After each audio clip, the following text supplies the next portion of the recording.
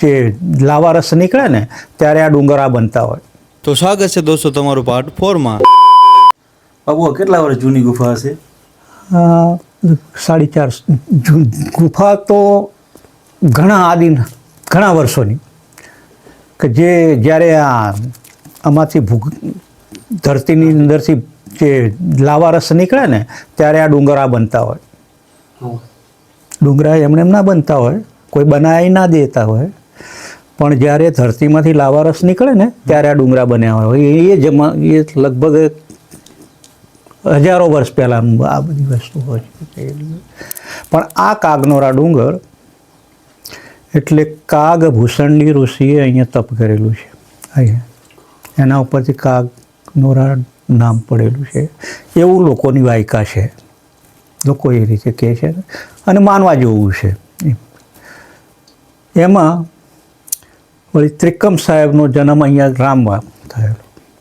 ત્રિકમ સાહેબની જન્મભૂમિ રામવાવ છે. એમનો જન્મ અહીંયા થયેલો. એમના બાપા ગોકળદાસ મહારાજ અહીંયા ગામમાં રહેતા રામવાવમાં, અને બાજુમાં રહ્યા એમના ખેતરા છે.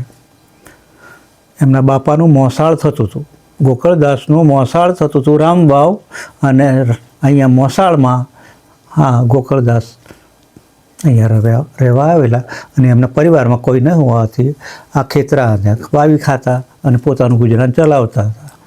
એવા સમયમાં ગોકળદાસના લગ્ન થયેલા, અને પછી ત્યાં એમને કીડિયાનગરમાં લગ્ન થયેલા ગોકળદાસના, અને ત્યાં ત્રિકમ સાહેબ પેટ રહ્યા, અને પછી એમનો જે જન્મ થયો અહીંયા મોટા થયા. થોડાક મૂછનો દોરો ફૂટવાનો થયો. આ ખેતર કામ કરતા હતા.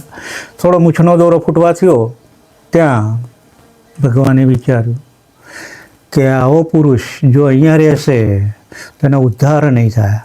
આને કંઈક મજૂરી કરવા માટે મોકલેલો નથી, આ ધર્મના કામે આને મોકલેલો, ધર્મની ધજા ફરકાવવા માટે મોકલેલો છે. તો આનો સમય બગાડવા નહીં, એના માટે પોતે રામગુરુ અહીંયા પ્રગટ થયેલા છે આ જગ્યા ઉપર.